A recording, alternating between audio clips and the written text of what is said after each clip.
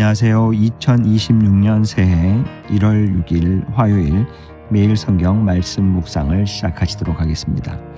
오늘 함께 하실 본문 말씀은 창세기 3장 14절에서 마지막 24절까지입니다. 본문 말씀을 함께 읽으시면서 시작하시도록 하겠습니다. 주 하나님이 뱀에게 말씀하셨다. 네가 이런 일을 저질렀으니 모든 집짐승과 들짐승 가운데서 네가 저주를 받아 사는 동안 평생토록 배로 기어다니고 흙을 먹어야 할 것이다. 내가 너로 여자와 원수가 되게 하고 너의 자손을 여자의 자손과 원수가 되게 하겠다. 여자의 자손은 너의 머리를 상하게 하고 너는 여자의 자손의 발꿈치를 상하게 할 것이다. 여자에게는 이렇게 말씀하셨다. 내가 너에게 임신하는 고통을 크게 더할 것이니 너는 고통을 겪으며 자식을 낳을 것이다. 네가 남편을 지배하려고 해도 남편이 너를 다스릴 것이다. 남자에게는 이렇게 말씀하셨다. 네가 아내의 말을 듣고서 내가 너에게 먹지 말라고 한 그 나무의 열매를 먹었으니 이제 땅이 너 때문에 저주를 받을 것이다. 너는 죽는 날까지 수고를 하여야만 땅에서 나는 것을 먹을 수 있을 것이다.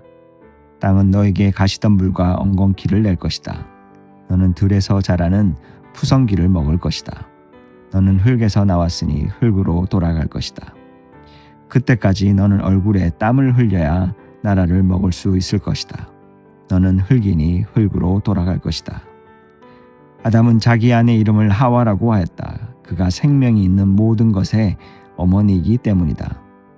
주 하나님이 가죽옷을 만들어서 아담과 그의 아내에게 입혀 주셨다. 주 하나님이 말씀하셨다. 보아라, 이 사람이 우리 가운데 하나처럼 선과 악을 알게 되었다. 이제 그가 손을 내밀어서 생명나무의 열매까지 따서 먹고 끝없이 살게 하여서는 안 된다. 그래서 주 하나님은 그를 에덴 동산에서 내쫓으시고 그가 흙에서 나왔으므로 흙을 갈게 하셨다. 그를 쫓아내신 다음에 에덴 동산의 동쪽에 그룹들을 세우시고 빙빙 도는 불칼을 두셔서 생명나무에 이르는 길을 지키게 하셨다. 오늘 본문은 성경 전체 안에서도 매우 무겁고 어두운 분위기를 지닌 말씀입니다. 창조 때마다 하나님 보시기에 좋았다고 선언되던 세계가 이제는 하나님의 심판의 말씀 앞에 서 있습니다. 생명과 질서, 조화로 가득하던 창조 세계에 저주와 단절, 고통이라는 전혀 다른 언어가 등장하고 있습니다. 이 급격한 분위기의 변화는 우리를 놀라게 하고 마음을 무겁게 합니다. 그러나 본문을 끝까지 묵상해 보면 한 가지 분명히 깨닫게 되는 사실이 있습니다. 이 말씀은 결코 저주와 심판만을 말하고 있지 않다는 것입니다. 오히려 인간의 죄가 만들어낸 가장 깊은 어둠 속에서도 하나님의 은혜는 멈추지 않고 흐르고 있습니다. 오늘 묵상은 그 은혜의 흔적을 발견하는 시간이 되기를 소망합니다. 하나님의 심판은 뱀, 곧 사탄에 대한 말씀으로 시작됩니다. 하나님께서 뱀에게 모든 짐승 가운데서 저주를 받아 평생 배로 기어다니며 흙을 먹고 살게 될 것이라고 선언하십니다.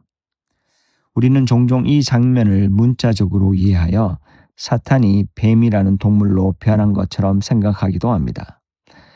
그러나 본문의 핵심은 특정 동물의 모습이 아니라 하나님을 대적하는 악이 맞이하게 될 궁극적인 결말을 상징적으로 보여주는 데 있습니다. 하나님과 같아지려 했던 교만, 스스로 하나님이 되고자 했던 악의 본질은 결국 가장 낮은 자리로 떨어지는 비참한 굴복으로 끝나게 된다는 것입니다.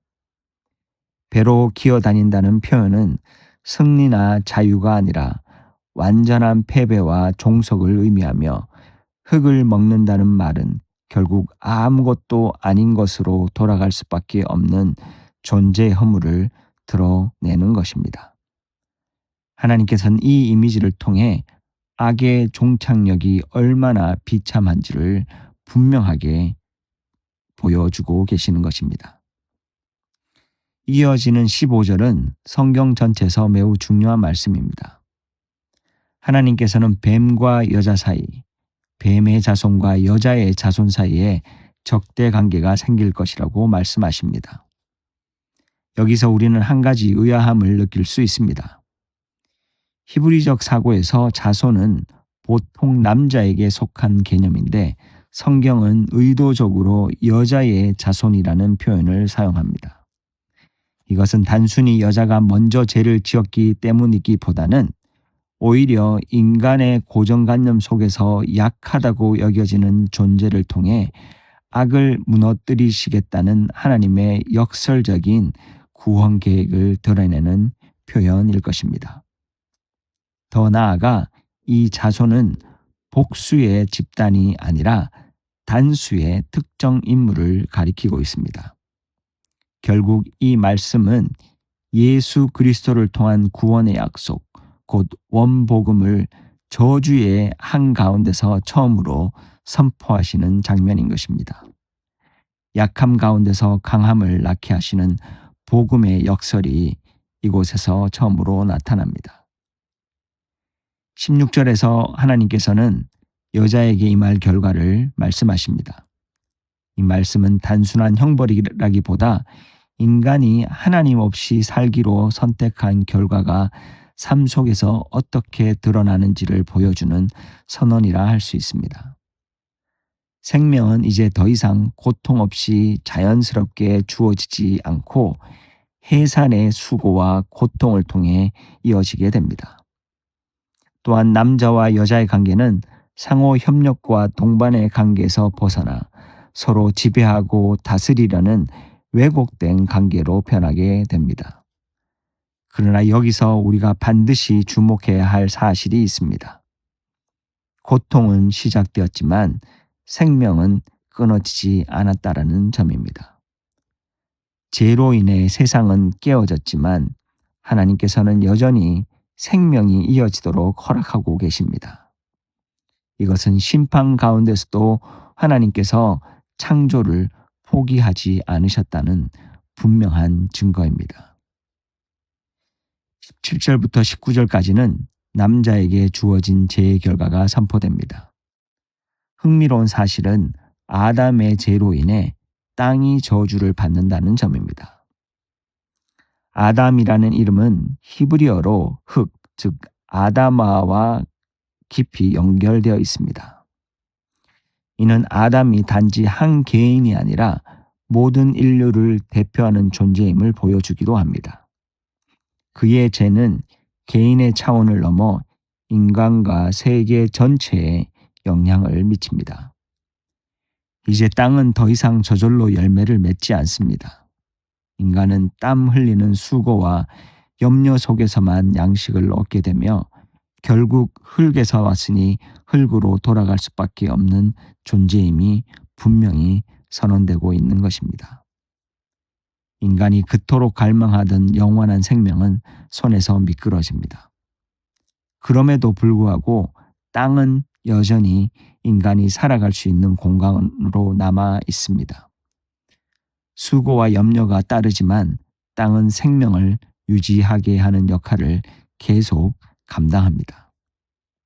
이 땅이 영원하지 않다는 사실을 알기에 우리는 이 세상에 소망을 두지 않고 새 하늘과 새 땅을 바라보게 됩니다. 20절에서 아담은 자기 아내 이름을 하와라고 부릅니다. 이는 모든 산자의 어머니라는 뜻입니다. 죄와 심판의 한가운데서 선포된 이 이름은 놀랍게도 생명에 대한 신앙 고백입니다. 연약함의 상징처럼 보였던 여자를 통해 모든 생명이 이어질 것이라는 선언이 이 이름 안에 담겨 있습니다. 이어지는 21절은 복음의 깊이를 더욱 분명하게 드러냅니다. 인간은 자신의 수치를 가리기 위해 무화과 나무 잎으로 옷을 만들어 입었지만 그것은 근본적인 해결책이 될 수 없었습니다. 하나님께서 친히 짐승의 가죽으로 옷을 지어 입히신 것은 인간의 노력으로는 죄의 문제가 해결될 수 없음을 보여줍니다. 동시에 피 흘림을 통해서만 참된 가림과 회복이 가능하다는 사실을 미리 보여주시는 장면입니다. 하나님께서는 저주의 한복판에서 이미 참된 구원의 은혜를 드러내고 계시는 것입니다. 마지막으로 하나님께서는 인간을 에덴 동산에서 내보내십니다. 겉으로 보기에 이것은 가장 가혹한 형벌처럼 느껴질 수 있습니다. 그러나 22절의 말씀을 깊이 묵상해 보면 그 안에 담긴 하나님의 마음은 전혀 다르다는 것을 알게 됩니다. 죄된 상태로 생명나무의 열매를 먹고 영원히 살아가는 것은 인간에게 축복이 아니라 영원한 절망이기 때문입니다. 하나님께서는 인간이 죄 가운데서 영원히 머무르는 것을 원하지 않으셨습니다. 지금 당장의 추방은 분명 아픔이었지만 그것은 영원한 형벌이 아니라 다시 하나님께로 돌아올 수 있도록 마련하신 은혜의 장치였습니다. 그리고 하나님께서는 마침내 자신의 아들, 참된 생명나무이신 예수 그리스도를 이 땅에 보내심으로 그룹들 사이에 계신 하나님을 다시 바라볼 수 있는 길을 열어주셨습니다. 오늘 본문을 통해 우리가 결코 가볍게 여겨서는 안 될 것은 죄의 결과입니다. 죄는 반드시 단절과 고통 그리고 죽음을 낳습니다. 그러나 동시에 우리는 또 하나의 진리를 붙들어야 합니다. 그 어떤 깊은 저주와 심판 속에서도 하나님께서는 여전히 은혜의 사역을 멈추지 않으신다는 사실입니다. 오늘 하루 그리고 올 한 해를 살아가며 힘겨운 현실 속에서도 하나님의 은혜의 흔적을 발견하는 우리가 되기를 간절히 소망합니다. 그 은혜를 의지하며 함께 기도하시겠습니다. 하나님 아버지, 죄로 인해 깨어진 세상과 우리의 연약함을 다시금 바라보게 하시니 감사합니다. 그리고 저주와 심판의 자리에서도 은혜를 거두지 않으시고 구원의 길을 예비하시는 하나님의 사랑을 보게 하시니 더욱 감사합니다. 우리가 죄의 결과를 가볍게 여기지 않게 하시고 죄를 바라볼 때 하나님이 바라보시는 마음으로 싫어하게 하시고 동시에 그 깊은 어둠 속에서도 역사하시는 하나님의 은혜를 붙들고 살아가게 하여 주옵소서. 그리고 무엇보다 오늘도 참된 생명이신 예수 그리스도를 바라보며 겸손과 순종의 길을 걷게 하여 주시옵소서. 또 그렇게 우리를 도우실 주님을 기대하고 찬양하며 예수님 이름으로 기도합니다. 계속해서 우리 공동체 가운데 중보가 필요하신 분들을 위한 기도와 이 험악한 세상과 그리고 여러분의 개인적인 기도를 올리시도록 하겠습니다.